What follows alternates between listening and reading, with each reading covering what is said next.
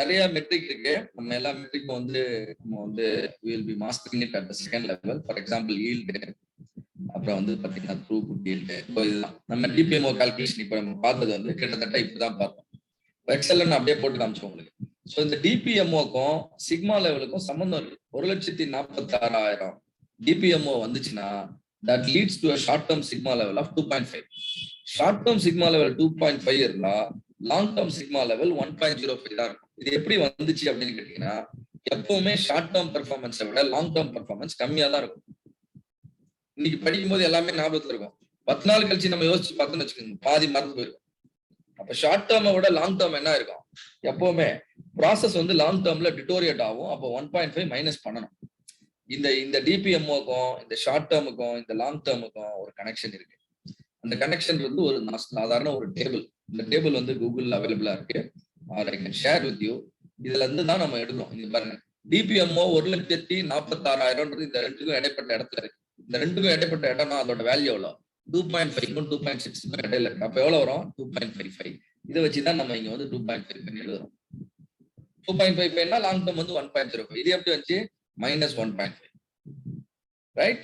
இதுக்கு உண்டான XL template, calculator, இது எல்லாமே நம்ம கொஞ்சம் டீப்பா லேர்ன் பண்ணிட்டு we will be providing all the templates, you know, for in the green belt level, so that you will be actually able to use everything in your projects. So இது வந்து measure பேஸோட முடியுது. Analyse பேஸ்ல நீங்க already என்னெல்லாம் படிச்சிருப்பீங்க, important steps படிச்சிருப்பீங்க இல்லையா?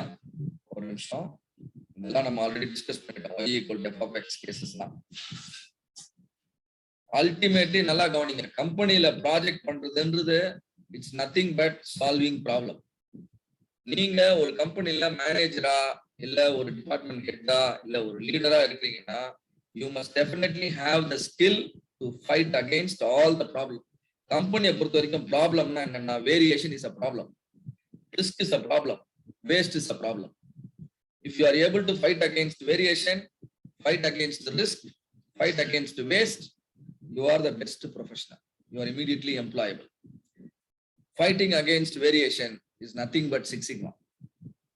If you can fight against the risk, that is called risk analysis, failure mode and effect analysis, FMEA. Failure mode and effect analysis, nothing but risk mitigation. And fight against waste is called what? Lean. புரியுதா உங்களுக்கு? Right. So waste என்னெல்லாம் இருக்கு அப்படின்றத study பண்ணி, if you are minimizing the waste, that is called the lean approach. நம்ம பண்றது வந்து value add and non value add analysis. Risk அப்படின்றது வந்து failure mode and effect analysis. என்னென்ன வகையெல்லாம், என்னென்ன மெத்தட்லாம் நம்ம ப்ராசஸ் ஃபெயிலியர் ஆகலாம், அதை முன்கூட்டியே நம்ம குவான்டிஃபை பண்ணி முன்கூட்டியே ட்ரை டு ப்ரிவென்ட். வேரியேஷனை கம்மி பண்றதுதான் சிக்ஸ் சிக்மா. சிக்ஸ் சிக்மால லாட் ஆஃப் டூல்ஸ். ஏன்னா நம்ம 15 ஸ்டெப் இருக்கு. ஒரு ஸ்டெப்லயுமே அட்லீஸ்ட் ஒரு டூல் யூஸ் பண்ணணும்னு நினைச்சா கூட குறைந்தபட்சம் 15ல இருந்து 20 டூல்ஸ் நீங்க வந்து மாஸ்டர் பண்ணி இந்த வேரியேஷனை யூ கேன் மிட்டிகேட். ஸோ இதெல்லாம் தான் ஸ்டெப்ஸ். இதெல்லாம் ரவி சார் உங்களுக்கு டீச் பண்ணிருப்பாரு. நிறைய டூல்ஸ் இருக்கு சிக்ஸ் சிக்மா டூல் கிட்ல. பட் உங்களுக்கு என்ன தேவை அப்படின்னா, depending on the data type, depending on the problem nature, right, depending on the requirement, you must select the right tool. நம்மளோட ப்ராப்ளம் பர்டிகுலர் ப்ராஜெக்ட்ல பர்டிகுலர் ஸ்டெப்புக்கு என்ன டூலை நம்ம யூஸ் பண்ண, சரியான டூல் எடுத்து யூஸ் பண்ணீங்க அப்படின்னா உங்க ப்ராஜெக்ட்ல இருந்து ரிசல்ட்டை கொண்டு வர முடியும். இதுதான் ரவி சார் உங்களுக்கு ஜஸ்ட் டீ பிரேக் முன்னாடி நடத்துறாரு. How to list the X factor. பிரச்சனை என்னன்னு தெரிஞ்சிச்சு. ஒய் எதனால வந்துச்சு? ஒய் வந்து came because of the X. அப்போ எக்ஸ் வந்து பாத்தீங்கன்னா நிறைய இருக்கு. இந்த எல்லா எக்ஸையும் லிஸ்ட் அவுட் பண்றதுக்கு சில டூல்ஸ் இருக்கு. Brainstorming, fishbone analysis or fishbone diagram, Y analysis. இதை நீங்க கம்பைன் பண்ணி கூட யூஸ் பண்ணலாம். இந்த அதர் டூல்ஸ், நான் நேற்று உங்களை ஃப்ளோ சார்ட் போட்டு வாட்ஸ்அப் குரூப்ல அப்லோட் பண்ணுன்னு சொன்னேன். I didn't see even a single upload. நீங்க கொஞ்சம் மெனக்கிடணும், கொஞ்சம் எஃபோர்ட் போடணும். then only we will be able to guide you, right? தப்பு பண்றதுக்கு தயங்கவும் கூடாது, அதை சரி பண்ணிக்கிறதுக்கும் வந்து டிலே பண்ணவும் கூடாது. then only you can master, right? So நீங்க ஃப்ளோ சார்ட் போட்டீங்கன்னா ஃப்ளோ சார்ட்டை அடுத்த லெவலுக்கு எடுத்துட்டு போகணும். அதுக்கு பேர் தான் வேல்யூ ஸ்ட்ரீம் மேப்பிங். ஒரு ஃப்ளோ சார்ட்டுக்கும் வேல்யூ ஸ்ட்ரீம் மேப்புக்கும் என்ன வித்தியாசம்னா, வேல்யூ ஸ்ட்ரீம் மேப்ல வந்து பாத்தீங்கன்னா உங்களுக்கு வந்து ப்ராசஸ் ஃப்ளோ மட்டும் கிடையாது, மெட்டீரியல் ஃப்ளோ, அப்புறம் வந்து இன்ஃபர்மேஷன் ஃப்ளோ, ரெண்டாவது ரிசோர்ஸ் கன்சம்ஷன், டைம் கன்சம்ஷன். கொஞ்சம் ஒர்க் ஸ்டடி டைம் ஸ்டடி பண்ணோம் அப்படின்னா ஃப்ளோ சார்ட்டை வேல்யூ ஸ்ட்ரீம் மேப்பா மாத்திடலாம். Work study time study. ஒர்க் ஸ்டடினா ஒரு வேலையை எப்படி செய்யறாங்கன்றத நம்ம ஸ்டடி பண்ணணும். டைம் ஸ்டடினா ஒரு வேலையை செய்யறதுக்கு எவ்வளவு நேரம் எடுத்துக்கிறாங்கன்னு ஸ்டடி பண்ணணும். கையில ஒரு ஸ்டாப் வாட்ச் இருந்தா போதும், இது பண்ணிடலாம். ரைட், நவடேஸ் பாத்தீங்கன்னா நிறைய டெக்னிக்ஸ் வந்துருச்சு. Right, so you can use value stream mapping. Value stream map வந்துச்சுன்னா அதுக்கப்புறம் நீங்க அதுல எங்கெல்லாம் வந்து யூஸ்ஃபுல் ஆக்டிவிட்டி நடக்குது, எங்கெல்லாம் வேஸ்ட்ஃபுல் ஆக்டிவிட்டி நடக்குதுன்னு உடனடியாக உங்களுக்கு தெரிய ஆரம்பிச்சிடும். That is called value add non value add analysis. எஃப்எம்இஏனா என்ன அர்த்தம்? Short form of failure mode and effect analysis. ஒரு ப்ராப்ளத்தை தெளிவா புரிய டீப்பா புரிஞ்சிக்க problem will become a focused problem. ஒரு கார்மெண்ட் இண்டஸ்ட்ரி ப்ராப்ளம் அப்படின்றது பட்டன் மிஸ்அலைன்மெண்ட் ப்ராப்ளம்னு தெளிவா தெரியும். A problem becomes focused problems statement.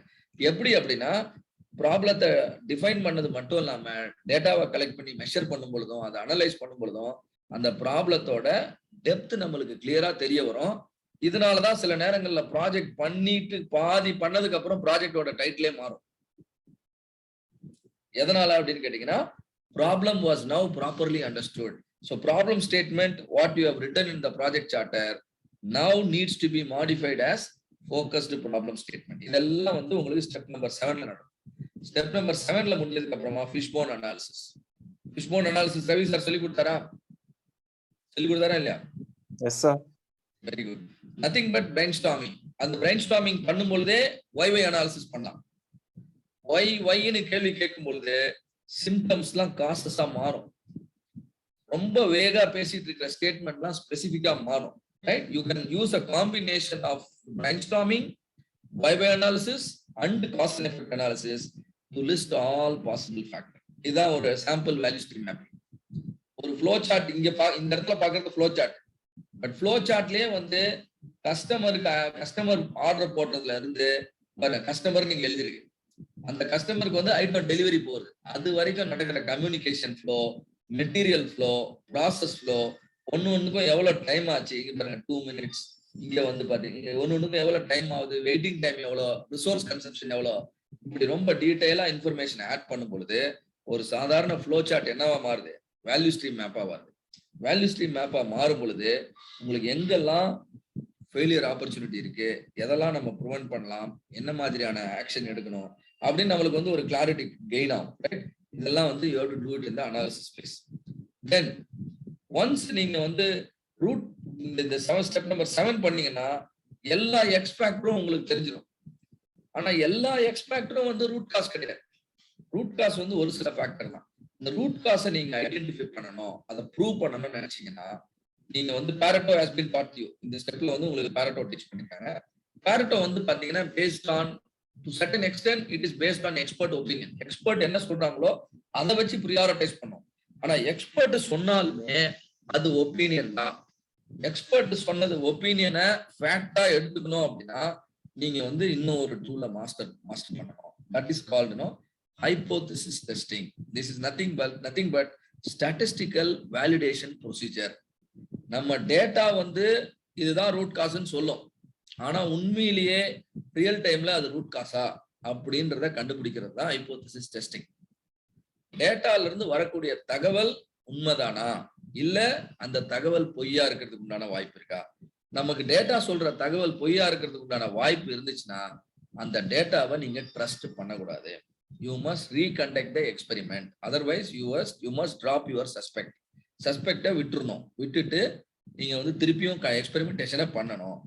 இதெல்லாம் நீங்க வந்து you will be learning in the hypothesis testing. அதுக்கு அடுத்து ஒன்ஸ் hypothesis testing பண்ணிட்டு ரூட் காஸ் கன்ஃபார்ம் ஆயிடுச்சுன்னா ரூட் காஸை சரி பண்ணணும்னா எக்ஸை நீங்க வந்து அட்ஜஸ்ட் பண்ணணும்.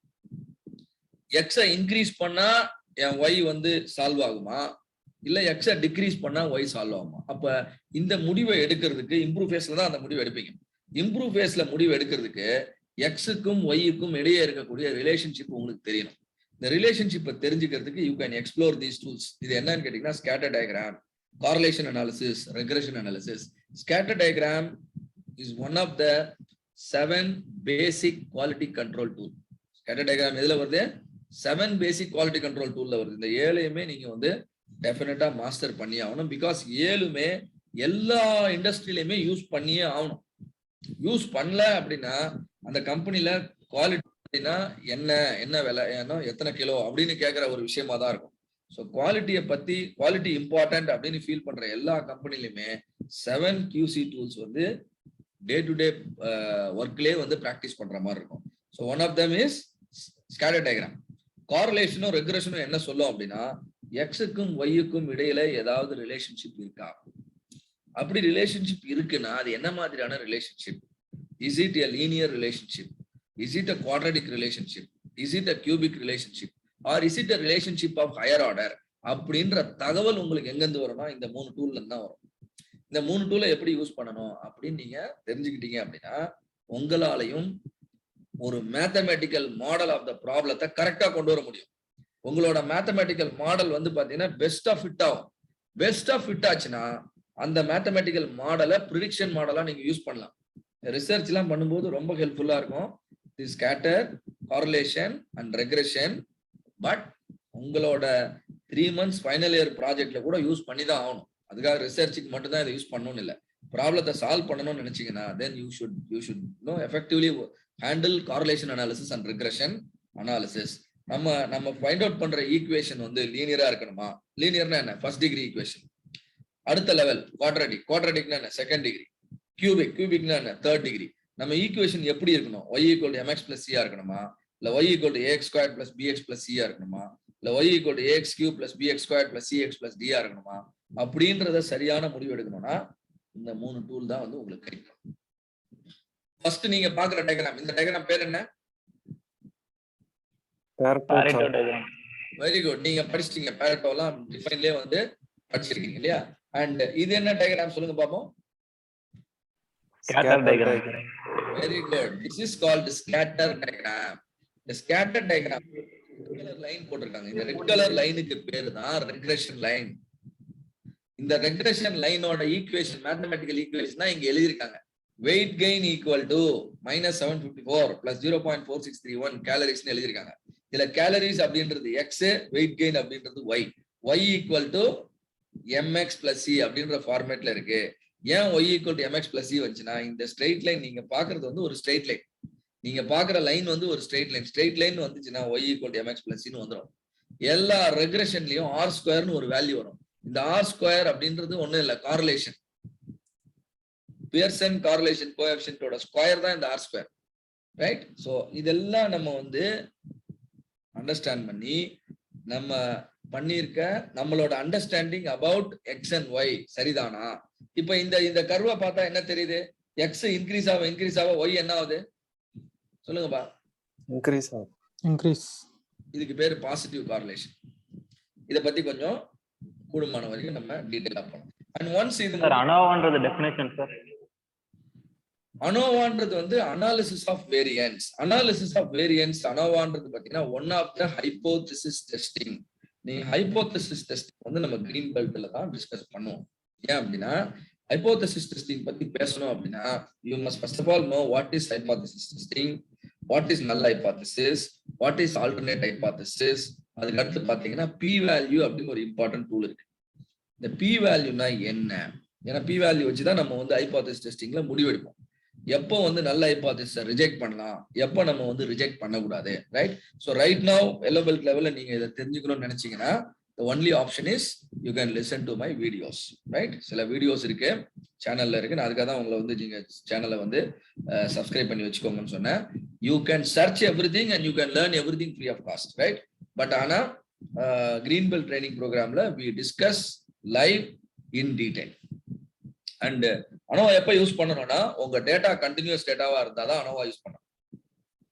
நீங்க முடிவு எடுக்கிறதுக்கு யூஸ் பண்ற ஸ்டாட்டிஸ்டிக்ஸ் என்னவா இருக்கணும்? ஆவரேஜா இருக்கணும். நீங்க கம்பேர் பண்ணக்கூடிய ஃபேக்டர்ஸ் குறைஞ்சது 3 ஃபேக்டர் இருக்கணும். அப்பதான் அனோவா. புரிஞ்சுதா? எப்ப நீங்க அனோவா யூஸ் பண்ணுவீங்கன்னா you will be comparing 3 factors at least. 2க்கு மேற்பட்ட ஃபேக்டர் இருந்துச்சுன்னா அனோவா. ஆனா முடிவு எடுக்கிறதுக்கு நீங்க யூஸ் பண்ணக்கூடிய கேரக்டரிஸ்டிக்ஸ் வந்து எப்படி இருக்கணும்? கண்டினியூஸா இருக்கணும். அதனாலதான் கண்டினியூஸ் டேட்டானா என்ன, டிஸ்கிரீட் டேட்டானா என்னன்னு உங்களுக்கு டீச் பண்ணிருக்கோம். For example compressive strength of a material, அது என்னது? அது கண்டினியூஸ் டேட்டா. எனக்கு 3 சப்ளையர் வந்து எனக்கு வந்து மெட்டீரியல் சப்ளை பண்றாங்க. Supplier A, supplier B, supplier C. இந்த 3 பேர்ல யாரோட மெட்டீரியல் வந்து பெஸ்டா இருக்கு in terms of the compressive strength requirement அப்படின்னு எனக்கு தெரியணும்.